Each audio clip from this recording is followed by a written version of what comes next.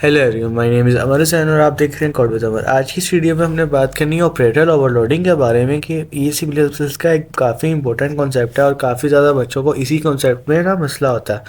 तो आज हम इसी के बारे में बात करेंगे। तो सबसे पहले जो बेसिक स्ट्रक्चर होता है, साइज़ में ज़रा इंक्रीज़ कर दूँ ताकि आपको नज़र आ जाए सही तरह। तो सबसे पहले जो बेसिक स्ट्रक्चर होता है वो देख लेते हैं। हैश इंक्लूड आयो स्ट्रीम, ओके, और using name space STD, okay. और लास्ट में हम क्या लिखते होते हैं, इंट मेन। फाइन, ये तो अब हम सबको पता है ना, ये बेसिक सिंटैक्स होता है। तो हम एक क्लास बनाते हैं। क्लास बनाई मैंने कॉम्प्लेक्स नंबर की। कॉम्प्लेक्स नंबर ऐसा नंबर होता है जिसके दो पार्ट्स होते हैं, एक रियल पार्ट और एक इमेजिनरी पार्ट, ओके। तो कॉम्प्लेक्स बनाने में सेमीकोलन दे दिया और लास्ट में यहाँ पे सी कैप स्मॉलर आएगा, ओके। अब मैंने भी आपको कहा कॉम्प्लेक्स नंबर क्या होता है, जिसके दो पार्ट्स होते हैं, राइट। हम लिख देते हैं, ओके। एक रियल बना लेते हैं हम और एक बना लेते हैं इमेजिनरी, फाइन। और पब्लिक में आके हम इसका एक कंस्ट्रक्टर बना देते हैं जल्दी से ना, ताकि आपको आगे समझाऊं जो आज का हमारा टॉपिक है वो स्टार्ट करें हम। तो कंस्ट्रक्टर कैसे बनता है, कॉम्प्लेक्स डिफ़ॉल्ट कंस्ट्रक्टर बना रहे हैं ना, तो सेम इसी नाम से होगा, क्लास के नाम से। पैरामीटर उसके कुछ नहीं होंगे, तो डिफ़ॉल्ट बना रहे हैं इसलिए। और रियल में भी ज़ीरो हो जाएगा स्टोर, ओके। रियल में ज़ीरो और इमेजिनरी में भी ज़ीरो। अच्छा, ये चीज़ ना आप इस तरह भी कर सकते हैं एक ही लाइन में। वो कैसे, अगर मैं ऐसे लिख दूँ, ये चीज़ जो है ऐसे लिखी हुई है, अगर मैं इसको यहाँ पे कर दूँ ऐसे, imaginary equal to zero, okay. तो ये वैलिड, ये भी वैलिड सिंटैक्स है, ये भी वही करेगा कि दोनों में ज़ीरो स्टोर करवा देगा, ओके। तो हैरान होने की बात नहीं है, जीरो जो है वो पहले इमेजिनरी में स्टोर हो जाएगा, तो इमेजिनरी का जो ज़ीरो है वो रियल में स्टोर हो जाएगा, मीन्स के दोनों में ज़ीरो चला जाएगा। अच्छा, अब मैं एक फंक्शन बनाता हूँ, ऐड का फंक्शन ना, जो ना उसको प्लस करवाएगा, ऐड करवाएगा दो ऑब्जेक्ट्स हो ना आपस में, ओके। तो उसका सिंटैक्स क्या होगा, सेम क्लास का फंक्शन बनाना है हमने, कॉम्प्लेक्स ऐड। अब मैं इसका नाम वो कॉम्प्लेक्स इसलिए रख रहा हूँ क्योंकि ये जो फंक्शन है ना, ये रिटर्न करेगा एक ऑब्जेक्ट। हम पहले वॉइड वगैरह रखते हैं ना, तो वो रिटर्न टाइप क्या होती है उसकी, इंटीजर फ्लोट वगैरह होती है, तो हम वो रखते हैं। अब ये जो फंक्शन है हमारा रिटर्न भी एक ऑब्जेक्ट करेगा, तो इसका नाम भी हम ऑब्जेक्ट करवा देंगे। और इसमें जो ऐड हो रहा होगा वो भी एक ऑब्जेक्ट ही है, तो उसका भी क्या होगा, सेम ऑब्जेक्ट। हम कैसे बनाते हैं, क्लास का नेम और क्लास के नेम के साथ जो हमने ऑब्जेक्ट बनाना हो वो, ओके। ये चीज़ है ना। अब स्टार्ट में हमने ना, जब हम क्लासेस पढ़ रहे थे तो हमने एक चीज़ यूज़ की थी, दिस पॉइंटर। दिस पॉइंटर याद है? तो वो दिस पॉइंटर क्या होता है, मैं आपको एक बार फिर बता देता हूँ। दिस पॉइंटर में, दिस पॉइंटर ना एक पॉइंटर होता है जो कहाँ पे पॉइंट कर रहा होता है। जब हम मेन में नीचे से कोई ऑब्जेक्ट कॉल करवाते हैं ना, वो उसका एड्रेस स्टोर करवा देता है। उस एड्रेस, उस कॉल करवाने वाले ऑब्जेक्ट का ना एड्रेस स्टोर करवा रहा होता है, ओके। करंट ऑब्जेक्ट जिसको हम कहते हैं, फाइन। अब हमने करना क्या, सिंपल। हम जब ऐड का फंक्शन बनाते हैं तो हम सिंपल क्या करते हैं, अब मैं ऊपर एक ऐड का भी फंक्शन बना दूं, अगर वाइड करवा दूं ऐड और इंटीजर रख देते हैं ए, तो अब हमने करना क्या होता है, ये देख रहे हो आप, सिंटेक्स बिल्कुल सेम है। रिटर्न टाइप, रिटर्न टाइप एक ऑब्जेक्ट है, हम रिटर्न टाइप करेंगे ऐड, ऐड फंक्शन का नाम, पैरामीटर में इंटीजर हमने यहाँ ऑब्जेक्ट ऑब्जेक्ट स्टोर करवाना है नीचे से। फिर एक्चुअल पैरामीटर से भी ऑब्जेक्ट आएगा, तो फॉर्मल में भी जाहिर सी बात है ऑब्जेक्ट रखेंगे, ओके। तो हम यहाँ पे करेंगे क्या, अब यहाँ से दो तरीके हैं करने के, ओके। अब सबसे पहले ना हम एक ईजी सा, ताकि समझने में आसान हो, वो करके देख लेते हैं। कॉम्प्लेक्स किया मैंने, उसके आगे लिख दिया टैम्प, फाइन।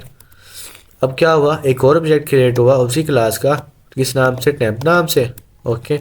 अब मैंने क्या करना भाई, टेम्प के जो है ना, टेम्प डॉट, अब देखा मैंने टेम्प डॉट किया तो उसके जैसे नीचे हम मेन में करते हैं, तो सेम वही चीज़ यहाँ पे भी आ रही है।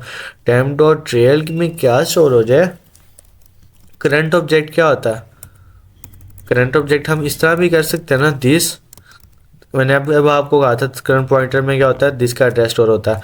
तो दिस डॉट इमेजिनरी रियल कर रहे हैं हम, रियल, दिस का रियल, और क्या हो जाए, प्लस हो जाए इसका कम्प्लेक्स जो यूज़र ने नीचे से भेजा। मैं आपको एक बार लिख लूँ तो आपको दोबारा समझाऊंगा कि ये कर क्या रही है ये लाइन, ओके। सेम इसी तरह टेम डॉट रियल हुआ था, तो इमेजिनरी इक्वल टू दिस का इमेजिनरी, इमेजिनरी और प्लस हो जाए सी डॉट इमेजिनरी, फाइन। अब ये तो दो लाइनें लिखी, अब मैं आपको ना इसका लास्ट में रिटर्न भी करवा के देख लेते हैं, उसके बाद फिर मैं आपको समझाता हूँ ये कोड कर क्या रहा है। रिटर्न करवाया मैंने टेम्प, ओके फाइन। अब ज़रा गौर से देखें, आप जो भी अभी काम वगैरह कर रहे हैं उसको एक सेकंड के लिए छोड़ दें।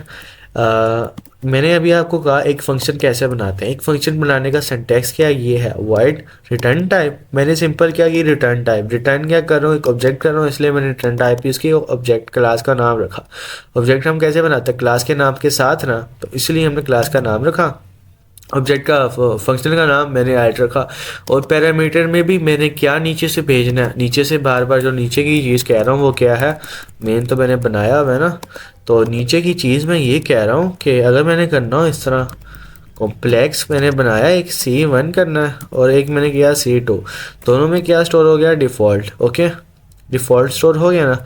अब मैंने करना हो C1 equal to C1 dot add, okay, और मैंने यहाँ पे करना हो C2। अब ये क्या, ये चीज़ कर क्या रही है, देखो इसमें अगर अगर अब आप गौर से देखो ये चीज़ कर क्या रही है। देखो अब एक फंक्शन है, हम फंक्शन ऐसे ही कॉल करवाते हैं ना, नाम ऑब्जेक्ट के नाम के साथ डॉट लगा के फंक्शन का नाम लिखेंगे, और यहाँ पे हम पहले देते थे वैल्यू। अब वैल्यू दी गई मुझे, मैंने यहाँ पे दिया एक ऑब्जेक्ट पूरा का पूरा, तो इसी तरह मुझे ऊपर भी एक ऑब्जेक्ट बनाना पड़ेगा ना। तो ऑब्जेक्ट कैसे बनाते हैं, क्लास के नाम के साथ कोई भी आप नाम अपना ऑब्जेक्ट का रख सकते हो। तो इसी तरह अंदर आया मैं, यहाँ पे एक टेम्परेरी मैंने एक ऑब्जेक्ट बनाया है, जो जैसे ही ये जो ब्रैकेट्स एंड होंगी ना तो ये ऑब्जेक्ट टेम्प भी डिलीट हो जाएगा। फाइन, इसको कहते हैं ना टेम्परेरी। तो मैंने क्या किया, एक और टेम्परेरी एड्रेस बनाया जिसके अंदर मैं क्या कर रहा हूँ, टर्म डॉट रियल करके, मतलब टेम्परेरी एड्रेस में भी तो दो चीज़ें आएंगी ना जो हमने ऊपर प्राइवेट में बनाई है, रियल और इमेजिनरी। ओके, टेम के रियल और इमेजिनरी में हम क्या ऐड कर रहे हैं, एक तो वो दिस का जो रियल नंबर है, करंट ऑब्जेक्ट का जो रियल नंबर है वो। अब इसमें करंट ऑब्जेक्ट क्या होगा, अब इस वाली लाइन में करंट ऑब्जेक्ट हमारा जो है वो C1 है, क्योंकि C1 में पॉइंट हो रहा है, और हम उसको भेज क्या रहे हैं C2। तो सी के अंदर क्या होगा, C2 का एड्रेस, और दिस के अंदर क्या होगा, C1 का। तो ये बेसिकली करेगा क्या, C1 का जो रियल है ना उसको उठाएगा और ऐड करेगा C के साथ रियल। तो सी के अंदर क्या पड़ा हुआ है, नीचे से C2। ओके, तो ये C2 के रियल को उठाएगा और दिस पॉइंटर के रियल को उठाएगा, आपस में ऐड करेगा और टेम्प पे रिटर्न कर देगा। इसी तरह इमेजिनरी, और इसी तरह हम ऑब्जेक्ट को नीचे से रिटर्न कर देंगे। फाइन। अच्छा, मैं आपको बता रहा था ना कि ये चीज़ आप एक और तरीके से भी कर सकते हो। आप सेम ये चीज़, इसको मैं अगर कॉपी करके ना इसको कमेंट आउट कर दूं और मैं नीचे लिखूं इस तरह, और यहाँ मैं ये चीज़ यूज़ करके ना ज़रा ये हटा देता हूँ। अच्छा, अब देखो, अब भी ये कोड बिल्कुल ऐसे ही रन करेगा जो ऊपर वाली चीज़ रन कर रही है, क्योंकि जब भी आप किसी भी आप उसमें करते हो, जैसे अब मैं ऊपर ही देख लो, जैसे मैंने एक डिफ़ॉल्ट कॉपी कंस्ट्रक्टर बनाया है, तो यहाँ पे मैंने दिस का पॉइंटर लगाया नहीं लगाया, क्यों, क्योंकि ये ऑटोमेटिकली उसी ऑब्जेक्ट के डाटा मेंबर्स उठाएगा जिस पे ये पॉइंट हुआ हुआ है। ओके, सही है। तो हमने इसलिए यहाँ पे मैंने ये हटा दिया, दिस पॉइंटर की ज़रूरत नहीं थी। अगर मैं लगाता तब भी सही था, मैंने नहीं लगाया क्योंकि इसकी ज़रूरत नहीं है, इसकी नीड नहीं है। रियल में भी ये जैसे हम वेरिएबल्स ऊपर बनाते हैं, ये मैंने बनाया, मैंने यहाँ दिस डॉट नहीं लिखा, क्योंकि यहाँ पे भी मैं नहीं लिखूंगा, क्योंकि उसी टाइम उसी डिफ़ॉल्ट जो होता है ना हमारा, जिस पे ये कॉलर होता है उसी ऑब्जेक्ट के ऊपर खड़ा होता है। ओके, तो यहाँ पे भी मैं दिस लिखने की ज़रूरत नहीं है, तो इसलिए मैंने यहाँ से हटा दिया और नीचे से इसने क्या कर देना, रिटर्न कर देना। तो इसको चलाने से पहले ना हम दो एक और फंक्शन बना देंगे। एक बनाएंगे हम उसको पैरामीटराइज कंस्ट्रक्टर बना देंगे, ताकि मैं यहाँ से वैल्यू भी पास कर सकूँ और देख सकूँ तो आंसर उसका ऐड भी होता है कि नहीं होता। फाइन। तो एक जल्दी से कॉपी कंस्ट्रक्टर कह रहा हूँ, हम बनाते हैं parameterize constructor complex. Parameterize constructor में तो पैरामीटर होता है ना, तो पैरामीटर में हम फ्लोट रखते हैं, फ्लोट बी रखेंगे।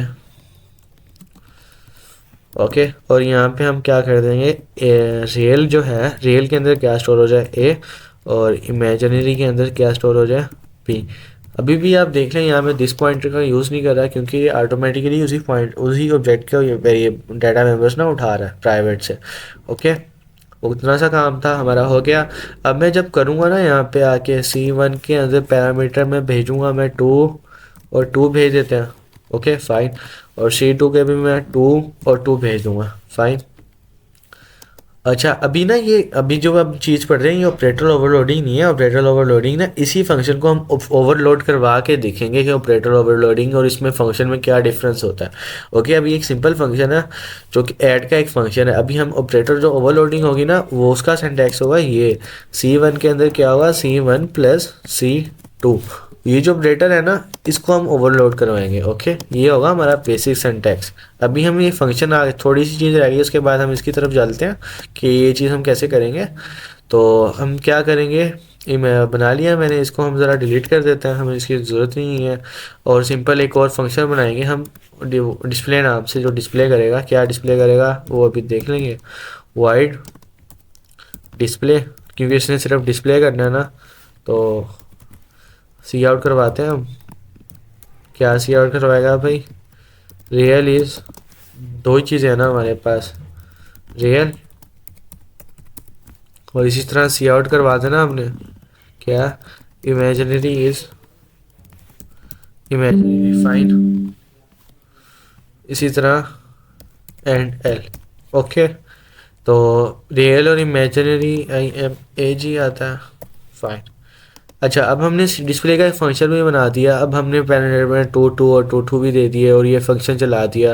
अगर हम करें C1 डॉट डिस्प्ले तो अब देखते हैं कि ये रिटर्न क्या है। मतलब डिस्प्ले में सच्ची में C1 में अभी हमने C1 में तो टू टू भेजी है इस टू टू में ये टू टू ऐड होके 4 आता है 4 4। ओके तो भाई पैरामीटर नहीं भेजने हमने सेमीकोलन लगाना है कंट्रोल एस किया। अब हम इसको रन करके देख लेते हैं। देखा आपके सामने रियल में भी 4 आ गया इमेजिनरी में भी 4 आ गया फाइन। अब यही चीज़ हम करेंगे ऑपरेटर ओवरलोडिंग की हेल्प से। ओके आपके सामने आपको ये चीज़ जो है समझने में मुश्किल लग रही होगी। ओके आपके सामने जब हम ये चीज़ करेंगे तो ये चीज़ आपको आसान लग रही है और यहाँ पे ये दे रहा है एरर क्योंकि अभी हमने ये ऑपरेटर ओवरलोड नहीं किया। अब यहाँ पे एक आप बात समझ लें ये जो प्लस का ऑपरेटर है ना प्लस का ये है बड़ा डिफ़ॉल्ट डाटा टाइप्स के लिए जो हर यूज लैंग्वेज ने पहले से बना के दी हुई हैं। जब मैं करता हूँ ना यहाँ पे आके integer A plus B integer A B करके और नीचे मैं करूँगा ना ए प्लस बी तो यहाँ पे ये एरर नहीं दे रहा क्योंकि ये जो रिटर्न टाइप है ना इंटीजर ये है डिफ़ॉल्ट डाटा टाइप। ये प्रोग्रामर उसने ना प्रोग्रामर ने जो प्रोग्रामिंग बना रहा था लैंग्वेज बना रहा था उसने पहले से ये बनाई हुई है तो उसने इसको अपने आप से ओवरलोड किया हुआ है। अब जो ये क्लासेस के ऑब्जेक्ट्स होते हैं ये होते हैं यूज़र डिफाइंड डाटा टाइप। तो जब जाहिर सी बात है जब हम डाटा टाइप ही खुद बना रहे हैं तो उसके जो फंक्शन ऑब्जेक्ट ये ऑपरेटर्स होंगे ये भी हम खुद ही बनाएंगे ना। तो अब हम करेंगे क्या कि सेम यही चीज़ जो ए प्लस बी के साथ हो रही है ना वही चीज़ हम करना चाह रहे हैं C1 प्लस C2 के साथ। तो इसी को हम ओवरलोड करेंगे। ओके तो इसको ज़रा हम कमेंट आउट कर देते हैं अभी के लिए इन तीनों लाइनों को फाइन। अब मैं डिस्प्ले के फंक्शन में नीचे आता हूँ यहाँ पे करता हूँ मैं क्या ऑपरेटर ओवरलोडिंग का जो सिंटैक्स है वो क्या वो देख लेते हैं। सबसे पहले कॉम्प्लेक्स क्लास का नाम। ओके अब क्लास के नाम के बाद हम क्या करेंगे हम करेंगे ऑपरेटर का keyword use operator keyword use. Okay अब ऑपरेटर के कीवर्ड यूज़ करने के बाद हमने उसको बताना होगा कि हमने कौन सा ऑपरेटर ओवरलोड करवाना है। ओके हम उसने करवाना है प्लस का ऑपरेटर ओवरलोड। ओके प्लस का ऑपरेटर ओवरलोड करने के बाद बाकी जो चीज़ें हैं ना बाकी जो चीज़ें आप देख लो। अब बाकी की चीज़ें हम बिल्कुल सेम वाइड फंक्शन को ना ज़रा नीचे लिख देते हैं ताकि समझने में आसानी हो और ज़्यादा फाइन। ओके अब इसी के अंदर हम जैसे हमने पहले किया था ना कॉम्प्लेक्स सी करके ऊपर जो हमने फंक्शन बनाया ये वाला। ओके इसको भी हम ज़रा अभी डिलीट कर देते हैं। ये जो चीज़ बनाई है ना मैं इसकी बॉडी पूरी की पूरी कॉपी करके ना कंट्रोल सी करके कंट्रोल वी कर दूंगा। अब आप देखोगे ना मैंने किया क्या सिंपली क्या किया यहाँ पे एक ऐड का फंक्शन बनाया था ना मैंने यहाँ पे एक ऑपरेटर दिया उसको मैंने ओवरलोड करवा दिया ऑपरेटर के कीवर्ड के नाम से। बाकी उसकी फुल टू ऑल कॉपी है उस फंक्शन की ऐड फंक्शन की फाइन। आप स्टॉप करके वीडियो बेशक देख लें दोनों में कुछ भी चेंज नहीं है अदर बॉडी में। तो ये बिल्कुल सेम काम करेगा जैसे ही ऊपर कर रहा है बस फ़र्क क्या है मेन में कॉल करने का तरीका डिफरेंट हो गया। अब जब मैं करूँगा ना ये लाइन अनकमेंट तो ये लाइन चल रही है क्योंकि मैंने प्लस का ऑपरेटर ओवरलोड करवाया हुआ है। और जब मैं इस लाइन को कमेंट आउट कर दूँ, अब आप देख लो जो ऐड वाली फंक्शन है ना वो मैंने कमेंट आउट किया हुआ है और C1 = C1 + 2 करूँगा और इसको सेव करके जब रन करूँगा ना तो ये कोड चलेगा, बिल्कुल ऐसे ही चलेगा जैसे पहले रन कर रहा था।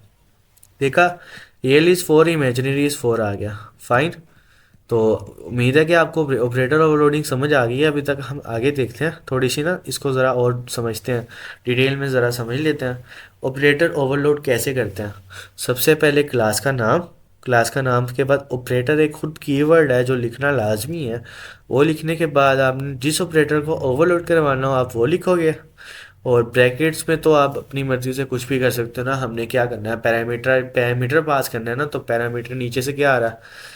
अच्छा, एक और चीज़ आप देख लो गौर से, ये जो लाइन लिखी है ना मैंने C1 + C2, ये करेगी क्या। C1 वो पॉइंट लेफ्ट साइड पे ना हमेशा दिस पॉइंटर होता है और राइट साइड पे हमेशा होता है पैरामीटर, फंक्शन का जो हम पैरामीटर पास करते हैं। जैसे यहाँ पे हो रहा था ना, दिस पॉइंटर क्या है, C1 है और उसका जो पैरामीटर है वो C2 है ना। सेम इसी तरह जो ऑपरेटर के राइट साइड पे होगा वो पैरामीटर होगा फंक्शन का, और जो लेफ्ट साइड पे होगा वो हमारे पास दिस पॉइंटर होगा जो करंट फंक्शन ऑब्जेक्ट पे पॉइंट कर रहा है।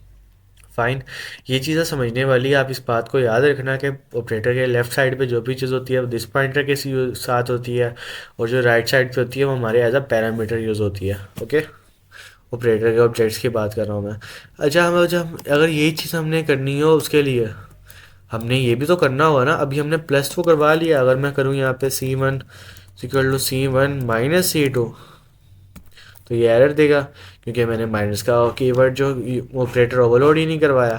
तो अगर मैं यही चीज़ पेश करूँ यहाँ पे और सिंपली क्या चेंज कर दूँ यहाँ पे, ऑपरेटर के बाद मैं यहाँ पे लिख दूँ माइनस, माइनस लिखा और नीचे हमने आके माइनस करवाना है तो यहाँ पे करना है माइनस और यहाँ पे करना है। अच्छा, एक और चीज़ यहाँ पे आपको ख्याल रखनी ये है क्योंकि माइनस करने के टाइम पे क्या करते हैं हम, प्लस में तो बेशक 2 + 2 करो, 4 + 2 करो या 2 + 4 करो, कोई फ़र्क नहीं पड़ता। लेकिन जब हम माइनस करते हैं ना तो उसमें काफ़ी फ़र्क पड़ता है। 2 - 4 और 4 - 2 करने में साइन का फ़र्क पड़ता है।